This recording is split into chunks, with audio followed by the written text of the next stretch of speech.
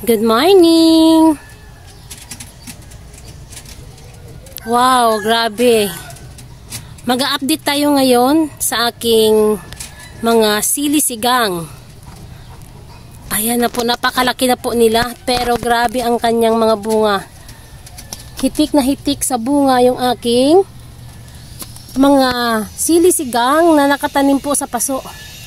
Ayan, sisilipin po natin sila. Grabe, tuloy-tuloy po ang kanilang pamumulaklak, oh.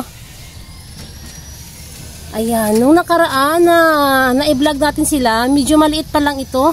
Pero ngayon, napakatangkad na po nila, napakalaki na nila at napakalago. Grabe ang bunga, promise, sobrang dami, oh. Nakapaso lang po yan.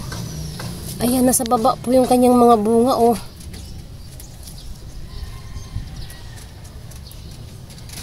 Ayan, napakalaki ng bunga din nila, oh. Sunod-sunod po yung bunga niya. Ito po yung isang paso na ito. Medyo maliit ito noon. Pero ngayon, ayan, mas malaki kasi yung puno nung nasa kabila. Ito, maliit siya doon dati. Ngayon, ayan, humahabol na rin po siya sa paglaki. At grabe na po ang kanyang bunga, oh. Ayan, ang daming bulaklak nito. Napakababa lang po yung ating sili. Ito po yung sa pangalawang paso. Ayan, grabe po talaga ito. Nakailang pitas na po ako dito, pero ayan, napakadaming bunga. Wow, look at that. Ayan, napaka-blessed po pala talaga natin pag tayo ay masipag lang magtanim. Ayan, talagang mabibigyan tayo ng madaming bunga pag tayo ay magsikap lang magtanim. Pag tayo ay nag-aalaga ng mabuti sa ating mga tanim, ayan ang kanyang resulta. Napakadami pong bunga. Ayan, talagang ipinapakita ko sa inyo yung kanyang bunga. Oh, napakadami. Ayan, sunod-sunod. Dito tayo sa taniman ng aking mga sili. So bali, hindi lang po yan ang aking sili dito. Madami po tayong sili dito. Ayan po yung ating mga sili. Ayan, ang daming sili. Napakataba nila. Ayan, oh. Nakapaso lang po lahat ng aking mga sili, pero napakaganda po ng kanilang mga dahon. Ayan, silipin natin dito. Nakapagpitas na rin po ako dito ng mga dahon. Bali, nilagay natin sa tinula. So, nung pinutol natin sila, katulad nito, pinutol natin, nagkaroon po siya ng mga sanga. Ayan. Pag yung sili ay pinutol natin, nagkakaroon po, ayan, katulad niyan, pinutol natin yan, yung kanyang malaking sanga.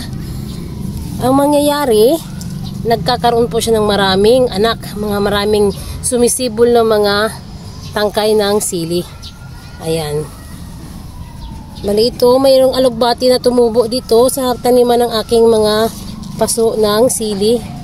Pero ang taba niya, oh. May sili po yan. Nakikisiksik siya dyan. Ayan. Ayan, silipin natin dyan yung ating mga sili. Yung ibang sili, yung katulad niyan, medyo maliit pa. Ayan yung iba. Mga bagong tanim pa po yung iba. So ito, bali ito, may sili dito. May nakatanim na may tumubong kulitis. Pag ito ay medyo matanda na, kunin na natin tong kulitis, matitira yung sili. Ayan. Ito po yung ating sili na nakatanim din sa paso.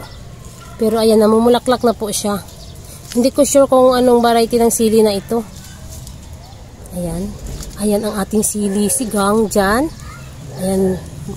Ang dami niyang nagiging bunga, oh. Sobrang daming bunga. Sunod-sunod. Ayan. Ang ating sili panigang. Grabe. Medyo matanda na rin ang ating sili panigang, pero grabe na po ang kanyang bunga, oh. Napakalaki na niya. Hitik na hitik sa bunga yung ating sili panigang.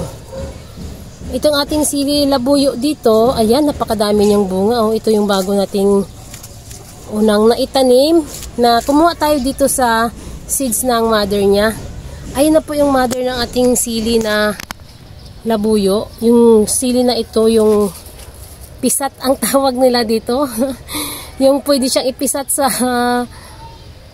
kanin. Kasi maliit lang po siya. Ayan, no, maliit lang po ang bunga nito pero napakaanghang.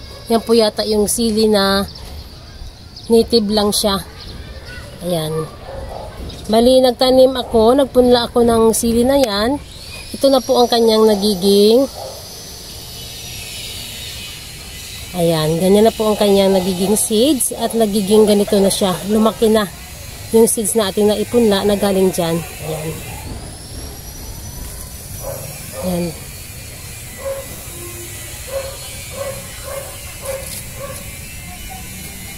Ayan yung ating mga sili dito. Update natin yan sa susunod na araw. Itong ating mga sili na nakatanim dito. Ayan, dahil maliliit pa sila.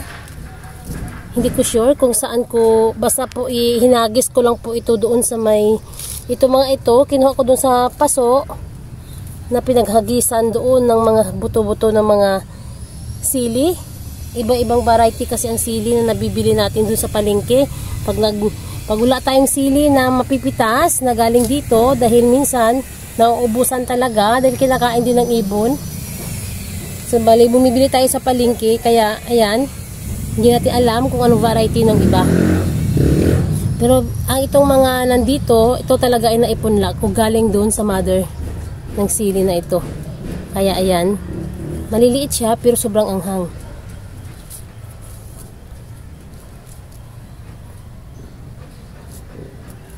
Ayan.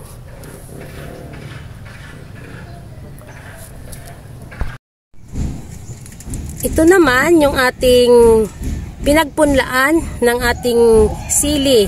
Ibang variety po siya ng sili. Sobrang anghang po siya, malalaki. Ito po yung sinasabi nila na siling demonyo. Ayan. Kasi sobrang anghang daw. Ito po yung kanyang bunga na binigay sa akin at ibinilad ko. Ayan.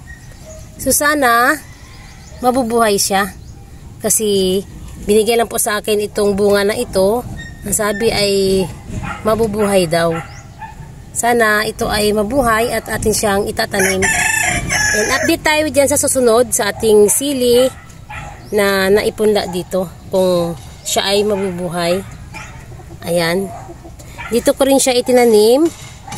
Dito itinabi ko siya dito sa mga sili natin dito na ang daming sili. Iba't ibang klaseng sili dito na naitanim sa aking paso. Ayan. Katabi nila yung aking mga alugbati. Ayan ang ating alugbati. Yung alugbati natin, from seeds po ito. Ayan, malalaki na sila, oh.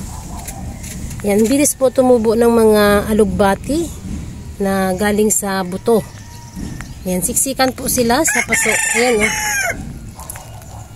Ayan. Nilagay ko lang po sila dyan, nabuhay na sila. Napakaganda po ng kanilang tubo. Dito po sila itinabi sa aking mga sili. Ayan. Grabe yung ating sili. Napanigang, ang dami. Mamimitas tayo dyan para atin po siyang ilagay sa ating lulutuing ulam. Ay, napakaganda po ng kanilang bunga. Ayan po yung kanyang paso dyan. Madami na pong damo. Kailangan nating tanggalin yung mga damo ng ating mga sili. Ayan, nagkaroon po ng mga damo.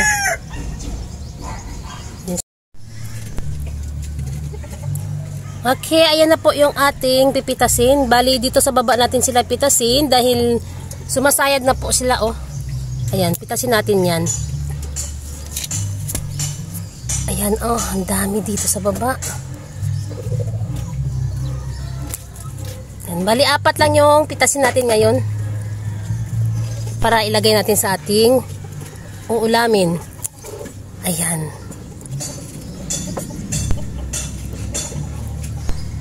Ayan, okay. Sa sunod na araw, mamimitas tayo ulit dito. Ang dami pong bunga, grabe. Ayan, tara na at tayo'y magluluto na. ang ating napitas. 4 lang po yung pinitas natin ngayon para sa ating lulutuing ulam. Moments later. Ayan po yung ating sili na napitas kanina. Ayan. Maglalagay tayo sa ating isda na papaksiwin. Bali, 4 lang yung aking napitas para sa ating pinaksiwan. Ay, napakasarap po niyan para sa ating pinaksiw. Ayan na yung ating pinaksi. Wow, napakasarap. Dalagang bukid po yan at saka yung tamban. Yan po ay mga favorite ko na mga pampaksiw. Okay, ayan at luto na yung ating nilutong paksiw. Ayan at kakain na tayo. Thank you sa inyong lahat sa walang sawang panunood sa aking mga vlog. Please subscribe my channel, Inday Names Rooftop Garden. Bye!